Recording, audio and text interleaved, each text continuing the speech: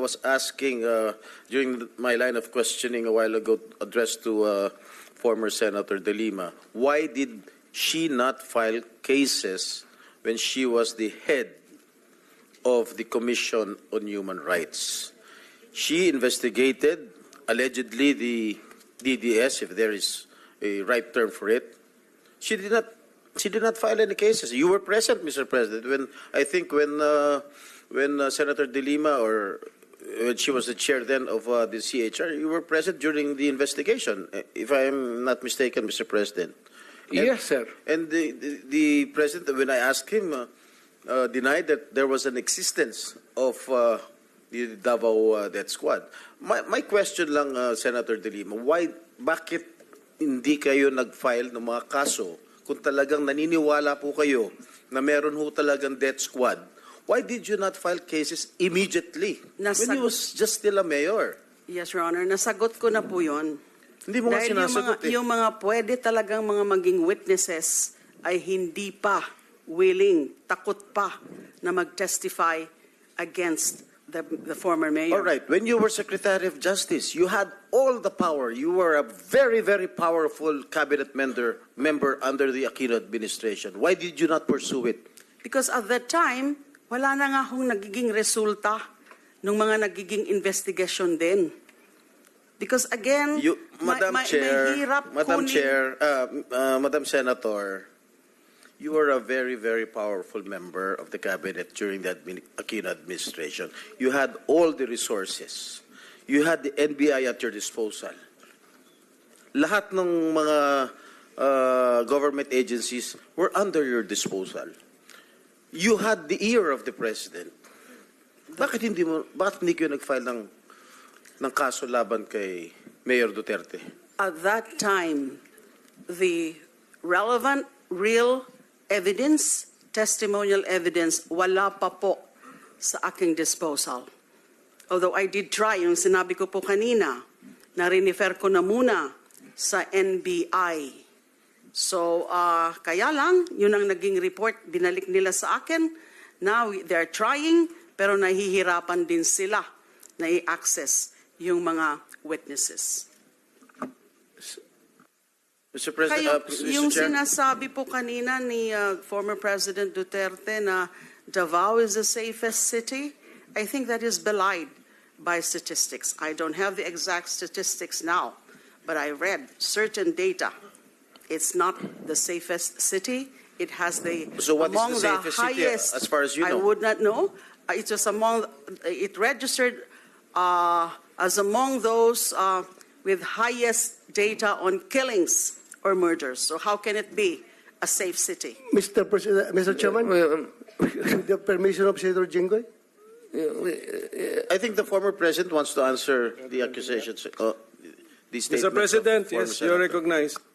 Maraming namatay, sir. Marami talaga. Thousands, I would say, from yung naging mayor ako. Marami. Ito yan sila. Dito yan sila lahat. And they would tell you, si Danao, si Koy, si Yambua. Ito si Senator Bato. Maraming namatay, pero ang namatay, sir, mga kriminal. Alam mo kasi ang Davao is a crossroad kasi ang unang nag-bloom sa Mindanao, tagaroon ka man, sir, ang Davao. Kaya saan yung progressive at saan yung pera negosyo, nandoon rin yung mga kriminal kasi ang negosyante pati ang kriminal magkasama yan. Kung saan yung pera, mga negosyante, nandoon yung mga kriminal. Kaya ganon. Kapag kabubo ka na mayor at hindi mo takot kang makulong, ako, di makulong, di masama makulong. I can make the confession now. if you want. Mr. Chair. Talagang niyayari ko. Pero wag mo naman, mga pulis kawawa naman. Ha? Meron akong death squad, pero hindi yung mga pulis. Sila rin yung mga gangster. Yung isang Mr. Chair. gangster, utusan ko, patayin mo yan, kaya kung hindi mo patayin yan, patayin kita ngayon. Bakit mo isakripisyo yan sila? Alam mo, sir, ganito, ha? Mabutit na lang nandito, if you give me time. Ang pulis, sir, kawawa. Hindi mo alam, ito, nandito itong mga, pag ang pulis na pahilan ng kaso, sir, suspended yan. Wala ng pagkain yan sa... The day that the suspension is issued, that day, ang pulis wala ng pagkain, ang mga pamilya nila wala ng pera, ang mga bata wala ng pamasahe, hinto lahat. Paralyze ang pamilya ng pulis. Hindi ninyo alam yan. Kaya may kaibigan kayo ng pulis, tanungin ninyo. Yan ang buhay ng pulis. Kaya protektado ko yan sila. Pagka in the fulfillment of duty, sabi ko sa kanila, magpakamatay ako sa inyo. Pero pag nag-abuso kayo, nagpatay kayo ng tao, nag-hold up kayo, nag-kidnap kayo, putang ina, ako mismo ang papatay sa inyo.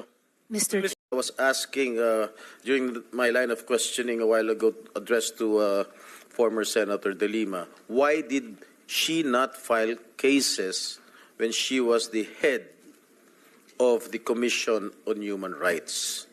She investigated, allegedly, the DDS, if there is a right term for it. She did not file any cases. You were present, Mr. President, when Senator De Lima, or when she was the chair then of the CHR, you were present during the investigation, if I am not mistaken, Mr. President. Yes, sir. And the president, when I asked him, denied that there was an existence of the Davao Death Squad. My question lang, Senator De Lima, bakit hindi kayo nag-file ng mga kaso kung talagang naniniwala po kayo na meron ho talagang death squad? Why did you not file cases immediately when he was just still a mayor?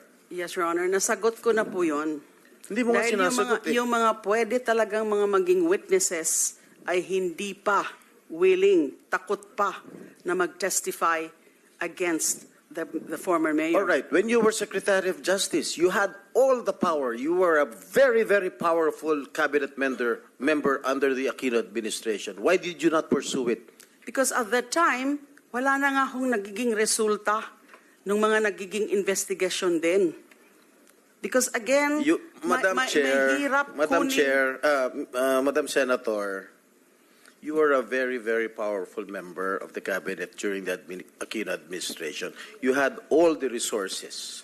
You had the NBI at your disposal. Lahat ng mga government agencies were under your disposal. You had the ear of the president. Bakit hindi kayo nag-file ng kaso laban kay Mayor Duterte? at that time, the relevant, real evidence, testimonial evidence, wala pa po sa aking disposal. Although I did try, yung sinabi ko po kanina, na rinifer ko na muna sa NBI. So, kaya lang, yun ang naging report, binalik nila sa akin. Now, they're trying, pero nahihirapan din sila na i-access yung mga witnesses. Mr. President, Kayo, Mr. yung Chair. sinasabi po kanina ni former President Duterte na Davao is the safest city, I think that is belied by statistics. I don't have the exact statistics now, but I read certain data. It's not the safest city. It has the So what is among the safest city, highest. as far as you I know? would not know. It was among.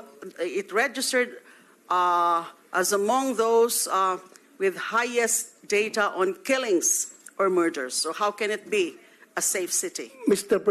Chairman, with the permission of Senator Jinggoy? I think the former president wants to answer the accusations. The statements Mr. President, of former yes, you're senator. recognized. Maraming namatay, sir. Marami talaga. Thousands, I would say, from yung naging mayor ako. Marami.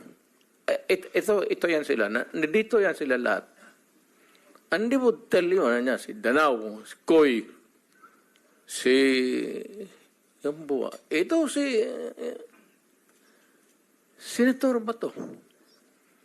Maraming namatay, pero ang namatay, sir, mga kriminal. Alam mo kasi ang Davao is a crossroad kasi ang unang nag-bloom sa Mindanao, tagaroon ka man, sir, ang Davao. Kaya saan yung progressive at saan yung pera negosyo, nandoon rin yung mga kriminal kasi ang negosyante pati ang kriminal magkasama yan. Kung saan yung pera, mga negosyante, nandoon yung mga kriminal. Kaya ganon. Kaya pagkabubo ka na mayor at hindi mo takot kang makulong, ako, di makulong, di masama makulong. I can make the confession now, if you want. Mr. Chair. Talagang niyayari ko. Pero wag mo naman, mga pulis kawawa naman. Ha? Meron akong death squad. Death squad. Pero hindi yung mga pulis. Sila rin yung mga gangster. Yung isang Mr. Chair. gangster, utusan ko, patayin mo yan, kaya kung hindi mo patayin yan, patayin kita ngayon. Bakit mo isakripisyo yan sila? Alam mo, sir, ganito, ha? Mabutit na lang nandito, if you give me time. Ang pulis, sir, kawawa. Hindi mo alam, ito, nandito itong mga, pag ang pulis na pahilan ng kaso, sir, suspended yan. Wala ng pagkain yan sa... The day that the suspension is issued, that day, ang pulis wala ng pagkain, ang mga pamilya nila wala ng pera, ang mga bata wala ng pamasahe, hinto lahat. Paralyze ang pamilya ng pulis. Hindi ninyo alam yan. Kaya may kaibigan kayo ng pulis, tanungin ninyo. Yan ang buhay ng pulis.